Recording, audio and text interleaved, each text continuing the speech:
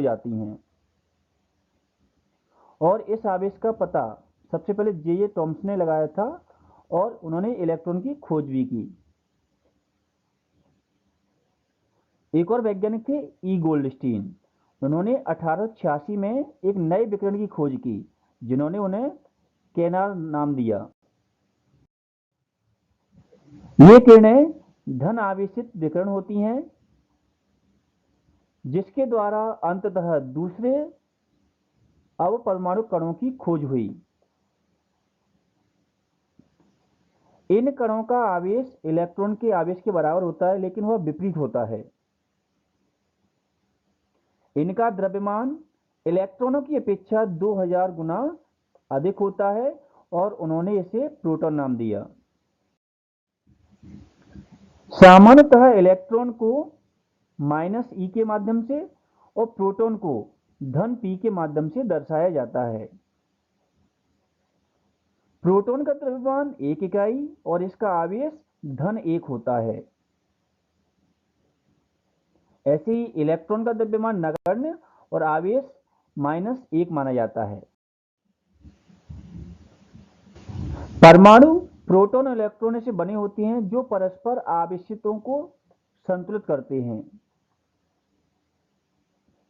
यह भी प्रतीत हुआ है कि प्रोटॉन परमाणु के सबसे भीतरी भाग होते हैं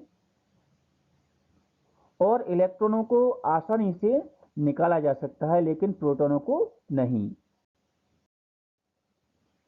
दोस्तों, कुछ प्रश्न हैं, उनके बारे में बात करते हैं। सबसे पहले, केनाल किरणें क्या होती हैं? तो केनाल किरणें धन आवेशित विकिरण हैं जो प्रोटॉन से मिलकर बनी होती हैं और इसकी खोज 1886 में ई गोल्डस्टीन ने की थी। दूसरा प्रश्न है, यदि किसी परमाणु में एक इलेक्ट्रॉन और एक प्रोटॉन है तो इसमें कोई धनावेश होगा या नहीं? दोस्तों, प्रोटॉन पर जितना धनावेश होता है उतना ही इलेक्ट्रॉन पर ऋणावेश होता है। अतः यदि किसी भी परमाणु में एक इलेक्ट्रॉन और एक प्रोटॉन है तो इसमें कोई आवेश नहीं होगा, अर्थात परमाणु विद्युत उदासीन होगा। दोस्तों, सबसे पहले बात करते हैं परमाणु की संरचना के बारे में। सबसे पहले जे टॉमसन पहले व्यक्ति थे जिन्होंने परमाणुओं की संरचना के बारे में पहला मॉडल प्रस्तुत किया। टॉमसन का परमाणु मॉडल। सबसे पहले बात करें टॉमसन का परमाणु मॉडल के बारे में। टॉमसन ने परमाणुओं की संरचना से संबंधित एक मॉडल दिया जो किशमिश केक की तरह था। इसके अनुसार परमाणु एक धन आवेशित गोला होता है जिसमें इलेक्ट्रॉन किशमिश केक में लगे सूखे मेवे की तरह कार्य करते हैं। तरबूज का उदाहरण भी ले सकते हैं, जिसके अनुसार परमाणु में धन आवेश तरबूज के खाने वाले लाल भाग की तरह दिखता बिखरा है, जबकि इलेक्ट्रॉन धनावेश में धनावेश गोले में तरबूज के बीज की तरह धसे है। जैसे इसमें है ना, जो ये धनात्मक गोला है ये वाला, और इसमें ये जो दिखाई दे रहे हैं इनको हमने क्या कहा है? इलेक्ट्रॉन। अगर हम जे टॉमसन के बारे में बात करें तो ये क्या थे? ब्रिटिश भौतिक शास्त्री थे जिनका जन्म 18 दिसंबर 1856 में हुआ था। इन्होंने इलेक्ट्रॉन की खोज के कारण इनको है ना 1906 में भौतिकी का नोबेल पुरस्कार दिया गया और 35 वर्ष की अवस्था तक वे कैम्ब्रिज में एक प्रयोगशाला में निदेशक रहे थे और उनके शोध के 7 सहयोगियों को भी चलकर नोबेल पुरस्कार भी दिया गया था। अब सबसे पहले बात करते हैं टॉमसन ने आखिरकार क्या प्रस्ताव किया था। तो सबसे पहले परमाणु धन आवेशित गोले का बना होता है और इसमें इलेक्ट्रॉन धसे होते हैं। ऋणात्मक और धनात्मक आवेश परिणाम में समान होते हैं, इसलिए परमाणु वैद्युतीय रूप से उदासीन होते हैं।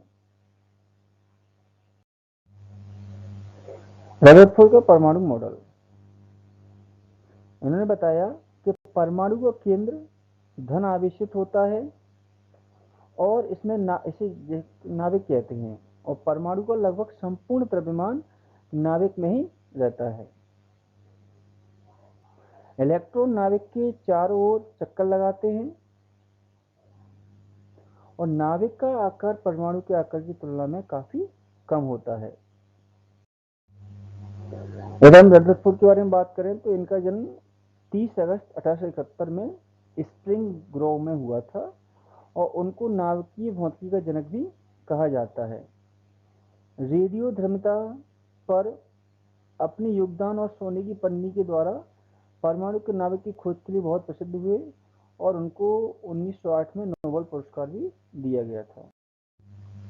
बोर का परमाणुक मॉडल।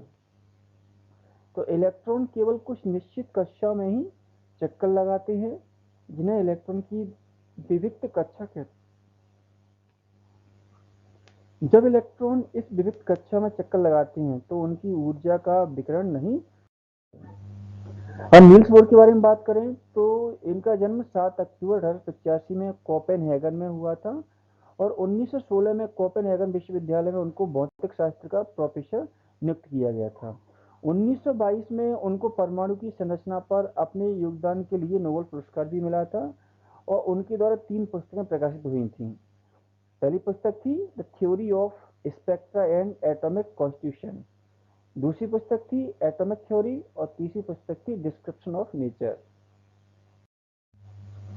दोस्तों सबसे पहले हम बात करें प्रश्नों के बारे में।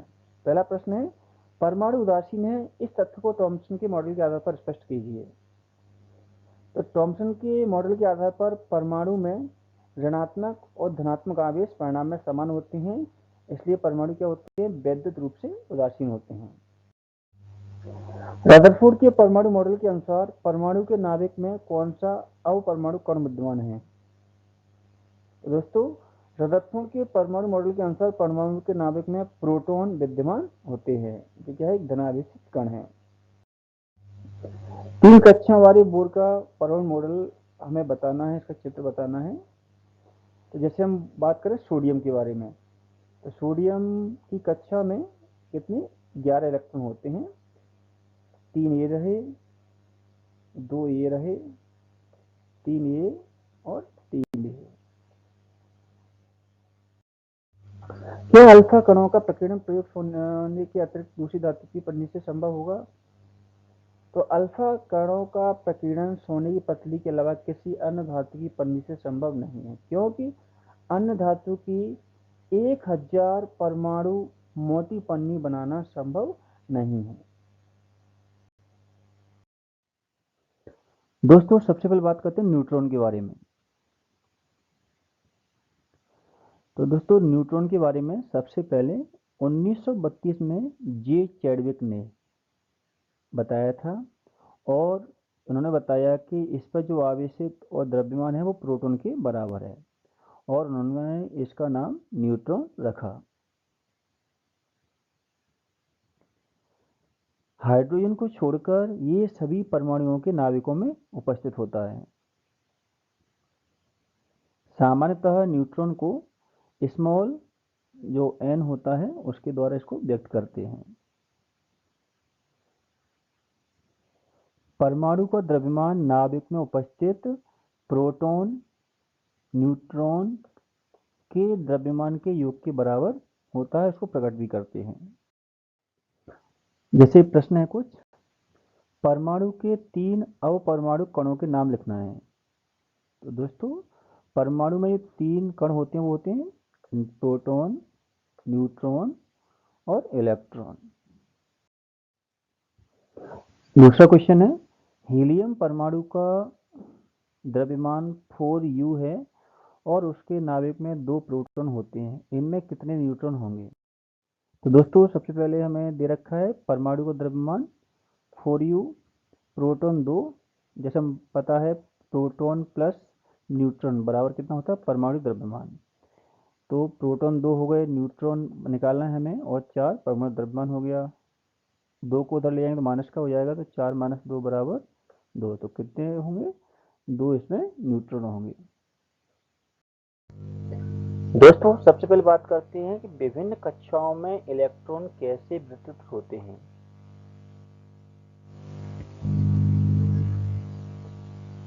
कक्षाओं में इलेक्ट्रॉन वितरित करने के लिए कुछ नियम दिए गए हैं और ये नियम बोर और बरी ने दिए हैं। जैसे दोस्तों इन नियमों के अनुसार किसी कक्षा में उपस्थित अधिकतम इलेक्ट्रॉनों की संख्या को सूत्र 2n² से दर्शाया जाता है, जहां पर n कक्षा की संख्या ऊर्जा स्तर है। इसलिए इलेक्ट्रॉन की अधिकतम संख्या पहले कक्ष या के कोश में होगी। जैसे 2 गुणा 1/2 बराबर 2। दूसरे कक्ष में L में 2 गुणा 2/2 बराबर 8। तीसरे कक्ष यानी M कोश में 2 गुणा 3/2 बराबर 18। चौथे कक्ष में N 2 गुणा 4/2 बराबर 32। इस तरह से ऐसे ही दोस्तों सबसे पहले बाहरी कोश में इलेक्ट्रॉन की अधिकतम संख्या कितनी हो सकती है? 8। इससे ज्यादा इलेक्ट्रॉन नहीं हो सकते। ऐसे ही किसी परमाणु में दिए गए कोश में इलेक्ट्रॉनों का तब तक स्थान नहीं लेते हैं जब तक कि उससे पहले वाले भीतरी कक्ष पूर्ण रूप से भर नहीं जाते हैं। इससे स्पष्ट होता है कि कक्षाएं क्रमानुसार भरती हैं। पहले 18 तत्वों की परमाणु संरचना का व्यवस्था चित्र, यानी हम जो 18 परमाणुओं के बारे में, जैसे कि हाइड्रोजन, ऐसे ही हीलियम, लिथियम, बोरॉन, ठीक है, carbon, nitrogen, oxygen, phosphorus, neon, sodium, magnesium, aluminium, silicon, phosphorus, sulphur, chlorine, argon, ये सभी इस तरह के बताए गए हैं। सबसे पहले प्रश्न है कार्बन और सोडियम के परमाणुओं के लिए इलेक्ट्रॉन वितरण लिखिए। तो देखा जाए ना तो कार्बन के परमाणु इलेक्ट्रॉन की संख्या 6 है, अतः इलेक्ट्रॉन वितरण क्या होगा? के, यानी के कक्षा में कितनी है? 2 और एल कक्षा में कितनी? 4। सोडियम के परमाणु इलेक्ट्रॉन की संख्या कितनी है? 11। तो इसमें इलेक्ट्रॉन वितरण क्या होगा? के में 2, एल में 8 और एम में 1। अगर किसी परमाणु का के और एल कोश बड़ा है तो उस परमाणु में इलेक्ट्रॉन की संख्या क्या होगी? तो दोस्तों के कोश में इलेक्ट्रॉन की संख्या कितनी होगी? 2 होगी। एल कोश में 8 होगी और कुल कितना हो जाएगा? 10 हो जाएगा। दोस्तों सबसे पहले हम बात करते हैं संयोजकता के बारे में कि संयोजकता क्या होती है। तो किसी परमाणु की सबसे बाहरी कक्षा में उपस्थित इलेक्ट्रॉनों को संयोजकता इलेक्ट्रॉन कहा जाता है। किसी परमाणु का बाह्यतम कक्ष अधिकतम 8 इलेक्ट्रॉनों को रख सकता है।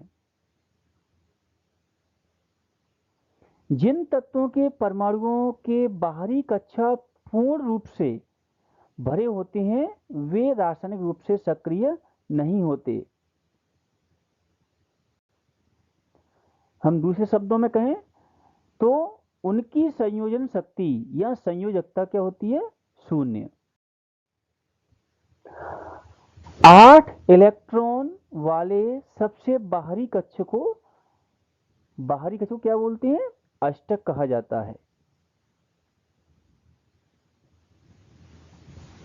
परमाणु के बाह्यतम कक्षा में इलेक्ट्रॉनों के अष्टक बनाने के लिए जितनी संख्या में इलेक्ट्रॉनों की साझेदारी या स्थानांतरण होता है वही उस तत्व की संयोजकता शक्ति अर्थात संयोजकता होती है। जैसे कुछ तत्वों के संयोजकता के बारे में बताया गया है। जैसे हाइड्रोजन, इसकी परमाणु संख्या 1 है, प्रोटॉन की संख्या 1 है, न्यूट्रॉन इसमें है नहीं, इलेक्ट्रॉन 1 है और इलेक्ट्रॉन का वितरण जो बाहरी कक्षा में वो 1 है और संयोजकता कितनी है? 1। ऐसे हीलियम में संयोजकता 0 है, लिथियम में संयोजकता 1 है, बेरिलियम में संयोजकता 2 है, बोरोन में संयोजकता 3 है, कार्बन में संयोजकता 4 है और वहीं नाइट्रोजन में यह 3 है और ऑक्सीजन में 2 है। ऐसे ही दोस्तों अगर फ्लोरीन के बारे में बात करें तो इसकी संयोजकता 1 है, नियॉन की 0 है, ऐसे ही सोडियम की 1 है, मैग्नीशियम की 2 है, एल्यूमिनियम की 3 है, सिलिकॉन की 4 है, फास्फोरस की 3.5 है, सल्फर की 2, क्लोरीन की 1 और ऑर्गन की 0 है। अब दोस्तों प्रश्न के बारे में बात करते हैं। क्लोरीन की परमाणु संख्या से आप इनकी संयोजकता कैसे प्राप्त करोगे?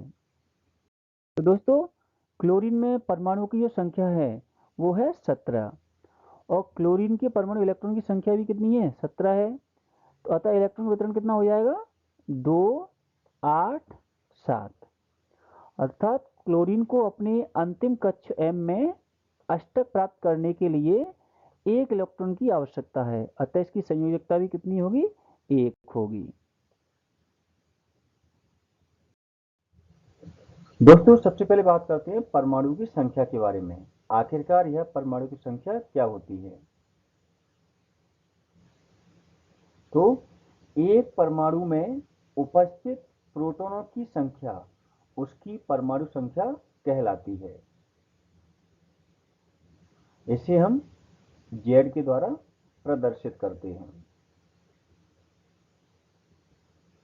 किसी तत्व के सभी अणुओं की परमाणु संख्या समान होती है। वास्तव में तत्वों को उनके परमाणुओं में विद्यमान प्रोटॉनों की संख्या से परिभाषित किया जाता है। जैसे हाइड्रोजन के लिए परमाणु संख्या कितनी है? 1, क्योंकि हाइड्रोजन परमाणु के नाभिक में केवल एक प्रोटॉन है। इसी प्रकार कार्बन के लिए जो परमाणु संख्या वो 6 है। इस प्रकार एक परमाणु के नाभिक में उपस्थित प्रोटॉनों की जो कुल संख्या होती है उसे परमाणु संख्या कहते हैं। अब दोस्तों बात करते हैं द्रव्यमान की संख्या के बारे में। परमाणु का द्रव्यमान उसमें उपस्थित प्रोटॉन और न्यूट्रॉनों के द्रव्यमान के कारण होता है। ये परमाणु में विद्यमान होते हैं इसलिए इन्हें न्यूक्लियॉन भी कहा जाता है। परमाणु का संपूर्ण द्रव्यमान उसके नाभिक में होता है। उदाहरण के लिए कार्बन का द्रव्यमान 12 U है, क्योंकि इसमें 6 प्रोटॉन और 6 न्यूट्रॉन हैं, इसलिए 6U + 6U = 12 है। इसी प्रकार एल्यूमिनियम के बारे में बात करें तो इसमें द्रव्यमान 27 U है, इसमें 13 प्रोटॉन और 14 क्या है? न्यूट्रॉन है। एक परमाणु में नाभिक में उपस्थित प्रोटॉन और न्यूट्रॉन की जो कुल संख्या के योग को हम क्या बोलते हैं? द्रव्यमान संख्या। किसी परमाणु को दर्शाने के लिए परमाणु संख्या, द्रव्यमान संख्या और तत्व का प्रतीक इस प्रकार से लिखा जाता है। यानी सबसे पहले हम द्रव्यमान संख्या लिखते हैं, उसके बाद उसका जो तत्व का प्रतीक होगा वो लिखते हैं और नीचे हम परमाणु संख्या लिखते हैं। जैसे नाइट्रोजन के लिए इसे इस प्रकार लिखा जाएगा।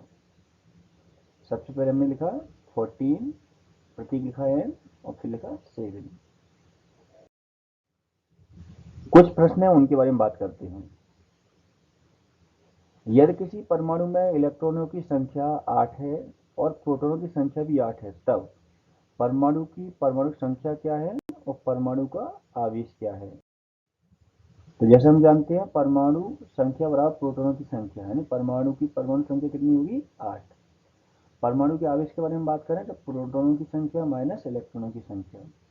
इसमें प्रोटॉन की संख्या कितनी है? 8 है और इलेक्ट्रॉन संख्या भी 8 है, तो बराबर कितना हो जाएगा? 0। यानी परमाणु पर कोई आवेश नहीं होगा। परमाणु क्या होता है? उदासीन है। ऐसी सारणी 4.1 की सहायता से ऑक्सीजन और सल्फर परमाणु की द्रव्यमान संख्या ज्ञात की। तो ऑक्सीजन की परमाणु द्रव्यमान संख्या बराबर प्रोटॉनों की संख्या प्लस न्यूट्रॉनों की संख्या। तो प्रोटॉन कितने हैं? 8 और न्यूट्रॉन कितनी 8 है, तो इसमें द्रव्यमान संख्या हो जाएगी 16U। सल्फर की परमाणु की द्रव्यमान संख्या बराबर प्रोटॉनों की संख्या और न्यूट्रॉन की संख्या। इसमें भी प्रोटॉन कितने हैं? 16, न्यूट्रॉन कितने हैं? 16 और इस पर कितने हो गए? 32U हो गए। दोस्तों सबसे पहले हम बात करते हैं समस्थानिक के बारे में कि समस्थानिक क्या होते हैं। तो दोस्तों एक ही तत्व के परमाणु जिनकी परमाणु संख्या समान लेकिन द्रव्यमान भिन्न भिन्न होता है उसे हम समस्थानिक कहते हैं। जैसे हाइड्रोजन परमाणु के 3 समस्थानिक होते हैं, प्रोटियम, ड्यूटेरियम और ट्राइटियम। समस्थानिकों के रासायनिक गुण समान होते हैं लेकिन इनके जो भौतिक गुण होते हैं वो अलग अलग होते हैं। किसी प्राकृतिक तत्व के एक परमाणु का द्रव्यमान उस तत्व में विद्यमान सभी प्राकृतिक रूप से पाए जाने वाले परमाणुओं के औसत द्रव्यमान के बराबर होता है। अगर किसी एक तत्व का कोई समस्थानिक नहीं है तो परमाणु का द्रव्यमान उसमें उपस्थित प्रोटॉन और न्यूट्रॉनों के द्रव्यमान का योग होता है। अब दोस्तों बात करते हैं समस्थानिकों के अनुप्रयोग के बारे में। तो पहला, यूरेनियम के जो समस्थानिक होते हैं उनका उपयोग परमाणु भट्टी में किया जाता है। ऐसे ही कोबाल्ट के समस्थानिकों का उपयोग कैंसर के उपचार में किया जाता है। ऐसे ही आयोडीन के समस्थानिक का उपयोग घेंगा रोग के इलाज में किया जाता है। दोस्तों अब बात करते हैं समभारिक के बारे में। तो समभारिक के बारे में बात करें तो अलग अलग परमाणु संख्या वाले तत्वों को जिनकी द्रव्यमान संख्या क्या होती है, समान, उन्हें बोलते हैं समभारिक। दोस्तों इससे संबंधित कुछ प्रश्न हैं, उनके बारे में बात करते हैं। चिन्ह H, D और T के लिए प्रत्येक में पाए जाने वाले 3 अवपरमाणु कणों को सारणीबद्ध कीजिए। तो दोस्तों प्रोटियम को 1H1 1H में प्रोटॉन कितने हैं, 1, इलेक्ट्रॉन 1 और न्यूट्रॉन भी 0। ड्यूटेरियम में बात करें तो प्रोटॉन 1, इलेक्ट्रॉन 1 और न्यूट्रॉन 1। ऐसे ही ट्राइटियम में बात करें तो प्रोटॉन 1, इलेक्ट्रॉन 1 और न्यूट्रॉन 2 हैं। समस्थानिक और समभारिक के किसी एक युग्म का इलेक्ट्रॉनिक विन्यास लिखिए। तो दोस्तों एक ही तत्व के परमाणु जिनकी परमाणु संख्या समान लेकिन द्रव्यमान भिन्न भिन्न होता है उनको समस्थानिक कहते हैं। जैसे क्लोरीन, तो क्लोरीन 3517Cl 3770Cl, तो 35Cl का इलेक्ट्रॉनिक विन्यास कितना हो गया, K कक्ष में कितना हो जाएगा, 2 हो जाएंगे, L कक्ष में 8 और M कक्ष में 7। ऐसे ही 3717Cl का इलेक्ट्रॉनिक विन्यास में K में 2, L में 8 और M में 7 हो जाएंगे। ऐसे समभारिक के बारे में बात करें तो अलग अलग तत्वों के परमाणु जिनकी द्रव्यमान संख्या समान लेकिन परमाणु संख्या भिन्न भिन्न होती है समभारिक कहलाते हैं। जैसे कैल्शियम ऑर्गन में समभारिक निम्नलिखित हैं, कैल्शियम 4020Ca, आर्गन 4018Ar। तो इनमें अगर देखा जाए इलेक्ट्रॉन विन्यास तो K कक्ष में 2, L में 8, M में 8 और N में 2। ऐसे ही Ar में आर्गन में बात करें तो K में 2, L में 8, M में 8 और N में 0। दोस्तों इस वीडियो में हम अध्याय 4 का जो अभ्यास है उसके बारे में अध्ययन कर रहे हैं। दोस्तों पहला प्रश्न है, इलेक्ट्रॉन और प्रोटॉन और न्यूट्रॉन के गुणों की तुलना कीजिए।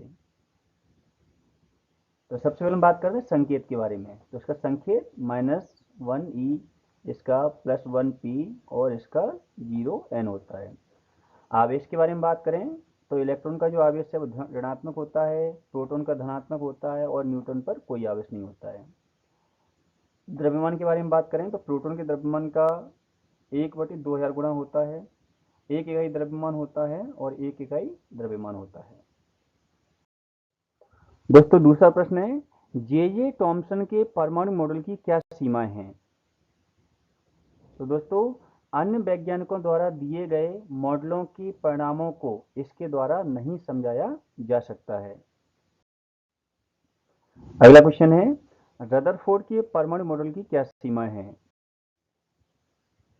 तो पहली बात, वर्तुलाकार मार्ग में चक्रण करते हुए इलेक्ट्रॉन का स्थायी हो पाना संभावित नहीं है।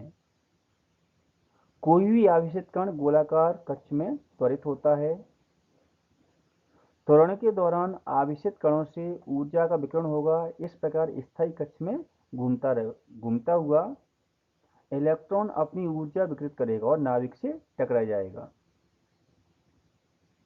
अगर ऐसा होता है तो परमाणु क्या होगा? अस्थिर होगा, जबकि हम जानते हैं कि परमाणु क्या होता है? स्थायी होता है। अगला प्रश्न है, बोर के परमाणु मॉडल की व्याख्या कीजिए।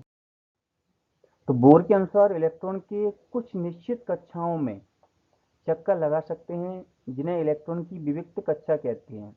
जब इलेक्ट्रॉन इन विविक्त कक्षा में चक्कर लगाते हैं तो उनकी ऊर्जा का विकिरण नहीं होता है। ये कक्षाएं के, एल, एम, एन या संख्याओं में 1, 2, 4 के द्वारा दिखाई जाती हैं। जैसे इसमें बताया, ये नाभिक हो गया, कक्षा के, एल, एम और एन। अगला प्रश्न है, इस अध्याय में दिए गए सभी परमाणु मॉडलों की तुलना कीजिए। तो दोस्तों सबसे बात करते हैं जे थॉमसन मॉडल के बारे में। तो जे थॉमसन ने मॉडल के अनुसार किसी भी परमाणु में इलेक्ट्रॉनों की संख्या प्रोटॉनों की संख्या के बराबर होती है। इसी कारण धनात्मक आवेश ऋणात्मक आवेश से संतुलित रहता है और परमाणु विद्युत रूप से उदासीन होता है। एक मॉडल के अनुसार परमाणु का संपूर्ण द्रव्यमान धन आवेशित कणों के रूप में एक गोले के रूप में होता है। इनके बीच बीच में ऋणावेशित कण धसे होते हैं। यदि हम रदरफोर्ड के बारे में बात करें तो रदरफोर्ड के परमाणु मॉडल के अनुसार परमाणु का केंद्र धनावेशित होता है, जिसे हम क्या बोलते हैं? नाभिक। एक परमाणु का लगभग संपूर्ण द्रव्यमान नाभिक में होता है। इलेक्ट्रॉन नाभिक के चारों ओर वर्तुलाकार मार्ग में चक्कर लगाते हैं और नाभिक का आकार परमाणु के आकार की तुलना में काफी कम होता है। बोर का परमाणु मॉडल। बोर के अनुसार इलेक्ट्रॉन केवल कुछ निश्चित कक्षाओं में चक्कर लगा सकते हैं, जिन्हें इलेक्ट्रॉन विविक्त कक्षा कहते हैं। जब इलेक्ट्रॉन इन विविक्त कक्षाओं में चक्कर लगाते हैं तो उनकी ऊर्जा का विकिरण नहीं होता है और ये कक्षाएं के, एल, एम, एन या संख्याओं 1, 2, 4 के द्वारा दिखाई जाती हैं। पहले 18 तत्वों के विभिन्न कक्षों में इलेक्ट्रॉन वितरण के नियम को लिखिए। तो दोस्तों 18 कक्षा में अधिकतम 2n² इलेक्ट्रॉन भरे जा सकते हैं। यहाँ n कक्ष की संख्या है। यदि पहली कक्षा n-1 में इलेक्ट्रॉन कितने हो जाएंगे? 2 गुणा 2 ब्रैकेट में 1 घात 2 बराबर 2। दूसरी कक्षा n-2 बोलो इलेक्ट्रॉन कितने हो जाएंगे? 2 पे घात 2 गुणा बराबर 8। परमाणु आयतन कक्षा में अधिकतम इलेक्ट्रॉन नहीं रह सकते हैं। तो जैसे हम बात करें हाइड्रोजन, H इसका प्रतीक होता है, के कक्षा में 1, हीलियम He 2, लिथियम Li के में 2, एल में 1, बोरियम बेरिलियम Be के में 2, एल में 2, बोरोन इसको हम बी से बोलते हैं और इसमें के में 2, एल में 3, कार्बन सी से इंडिकेट करते हैं, के में 2 हैं, एल में 4 हैं, नाइट्रोजन एन से बोलते हैं, के में 2 हैं और एल में 5 हैं, ऑक्सीजन ओ के में 2, एल में 6 हैं, फ्लोरीन एफ के में 2, एल में 7 हैं। ऐसे हम बात करें नियॉन के बारे में तो इसको हम एन से इंडिकेट करते हैं, तो के में 2, एल में 8 हैं, सोडियम में Na 2 के में और एल में 8 हैं और एम में 1 है। मैग्नीशियम Mg इसमें के में 2 हैं, एल में 8 हैं, एम में 2 हैं। एल्यूमिनियम Al से इंडिकेट करते हैं, के में 2 हैं, एल में 8 हैं, एम में 3 हैं। ऐसे सिलिकॉन Si से इंडिकेट करते हैं, के में 2 हैं, एल में 8 हैं, एम में 4 हैं। फास्फोरस P के द्वारा इंडिकेट करते हैं, इसमें के में 2 हैं, एल में 8 हैं और एम में 5 हैं। सल्फर S से इंडिकेट करते हैं, इसमें के में 2, एल में 8 और एम में 6 हैं। क्लोरीन Cl से इंडिकेट करते हैं, के में 2 हैं, एल में 8 हैं और एम में 7 हैं। ऐसे आर्गन को Ar से इंडिकेट करते हैं, इसमें के में 2, एल में 8 और एम में 8 हैं। दोस्तों अगला प्रश्न है, सिलिकॉन और ऑक्सीजन का उदाहरण लेते हुए संयोजकता की परिभाषा दीजिए।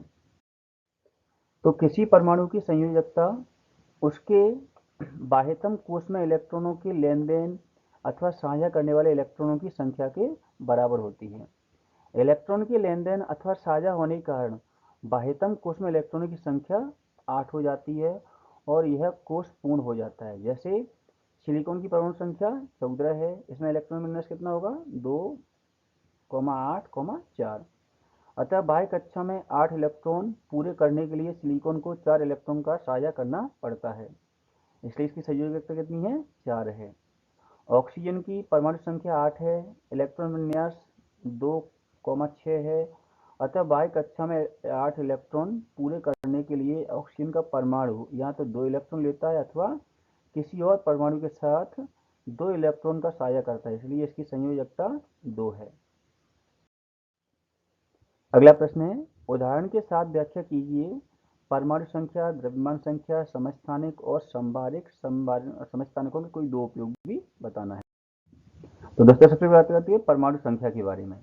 तो एक परमाणु में उपस्थित प्रोटॉनों की संख्या उसकी परमाणु संख्या कहलाती है।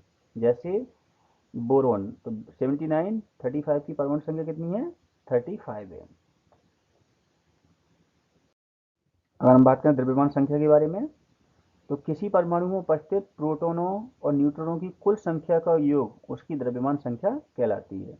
जैसे 79, 35 Br की द्रव्यमान संख्या कितनी है 79 है। ऐसी 16, 8O की द्रव्यमान संख्या कितनी है 16 है। ऐसे हम बात करें समस्थानिक के बारे में, तो किसी तत्व के परमाणु जिनकी परमाणु संख्या समान लेकिन द्रव्यमान संख्या भिन्न होती है समस्थानिक कहलाते हैं। जैसे कार्बन, तो इनका परमाणु क्रमांक 6 है लेकिन इनका परमाणु द्रव्यमान 12-14 है, तो ये कार्बन के समस्थानिक है। समभारिक, अलग अलग तत्वों के परमाणु जिनकी द्रव्यमान संख्या समान लेकिन परमाणु संख्या भिन्न होती है समभारिक कहलाते हैं। जैसे कैल्शियम, आर्गन, जैसे इसमें ना परमाणु जो द्रव्यमान है वो क्या है समान है, जैसे इसमें 40 है इसमें भी 40 है, लेकिन परमाणु जिसमें क्रमांक 20 है इसमें कितना है 18 है। समस्थानिकों के उपयोग, तो यूरेनियम के समस्थानिक का उपयोग परमाणु भट्टी में ईंधन के रूप में किया जाता है। कैंसर के उपचार में कोबाल्ट का जो 60 है उसका प्रयोग किया जाता है और घेंघा रोग के उपचार में आयोडीन 131 का उपयोग होता है। अगला प्रश्न है, सोडियम के पूरी तरह से भरे हुए KOL कोष होते हैं, व्याख्या कीजिए। तो सोडियम की जो परमाणु संख्या है वो 11 है और इसका इलेक्ट्रॉनिक विन्यास 2,8,1 होता है। जब सोडियम अपने बाह्य कोश से एक इलेक्ट्रॉन खो देता है तो इसके ऊपर एक इकाई धनात्मक आवेश आ जाता है, जिसे सोडियम आयन कहते हैं। और सोडियम आयन का इलेक्ट्रॉनिक विन्यास 2,8 होता है, जिसमें दोनों कोश K और L पूर्ण रूप से भरे हुए होते हैं।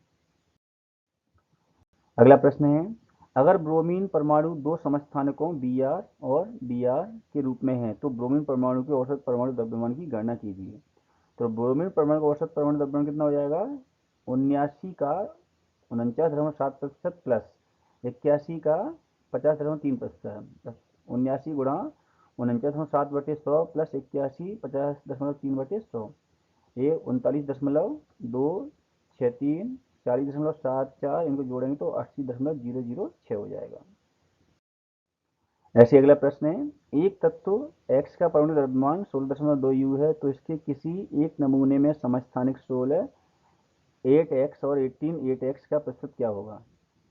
तो दोस्तों माना तत्व X के नमूनों में समस्थानिक का प्रतिशत कितना है K है और इसलिए तत्व X के नमूने समस्थानिक प्रतिशत 100 - K होगा। तत्व X का औसत परमाणु द्रव्यमान 16 का K%, 18 का 100 - K%, तो 16.2 बराबर 16 का K% प्लस 18 का 100 - K%। 16.2 बराबर 16 गुणा K/100 प्लस 18 गुणा 100 - K/100। 1620 बराबर 16K प्लस 18 ब्रैकेट में 100 - K। 16K plus 1800 - 18K। 2K बराबर 1800 - 1620 बराबर 180K और K बराबर 90। जब हम भाग देंगे तो कितना हो जाएगा 90 हो जाएगा। तो तत्व X के नमूने में समस्थानिक 16X का 90% 10% होगा। अगला प्रश्न है, यह तत्व का Z बराबर 3 हो तो तत्व की संयोजकता क्या होगी, तत्व का नाम भी लिखिए। तो Z परमाणु संख्या का प्रतीक होता है, अतः परमाणु संख्या कितनी है, 3 है। इलेक्ट्रॉन विन्यास कितना होगा, 2,1। तो इस संयोजकता कितनी हो जाएगी, 1। तत्व का नाम क्या है, लिथियम हो जाएगा। दो परमाणु स्पीशीज के केंद्रों का संगठन नीचे दिया गया है। प्रोटॉन 6 न्यूट्रॉन 6 8 है। तो एक्स और वाई की द्रव्यमान संख्या ज्ञात कीजिए, इन दोनों की स्थिति में क्या संबंध है। तो एक्स की द्रव्यमान संख्या कितनी हो जाएगी, 6 + 6 बराबर 12 ही हो जाएगी। वाई की द्रव्यमान संख्या 6 + 8 बराबर 14 ही हो जाएगी। अतः एक्स और वाई दोनों स्थिति कार्बन के समस्थानिक हैं। निम्नलिखित वक्तव्यों के में गलत के लिए एफ और सही के लिए टी बताना है। जैसे जे टॉमसन ने यह प्रस्तावित किया था, परमाणु केंद्र में केवल न्यूक्लियंस होते हैं। तो ये क्या है, गलत है। ये क्या है, गलत है, फॉल्स। एक इलेक्ट्रॉन और प्रोटॉन मिलकर न्यूट्रॉन का निर्माण करते हैं, इसलिए यह अनावेशित होते हैं। ये भी गलत होगा, फॉल्स। इलेक्ट्रॉन का द्रव्यमान प्रोटॉन से लगभग 1/2000 गुना होता है। ये एकदम सही है।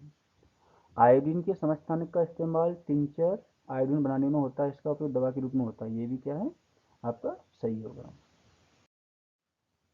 रदरफोर्ड का अल्फा कण प्रकीर्णन प्रयोग किसके खोज के लिए उत्तरदायी था, परमाणु केंद्रक, इलेक्ट्रॉन, प्रोटॉन और न्यूट्रॉन। तो ये परमाणु केंद्रक के लिए उत्तरदायी माना गया।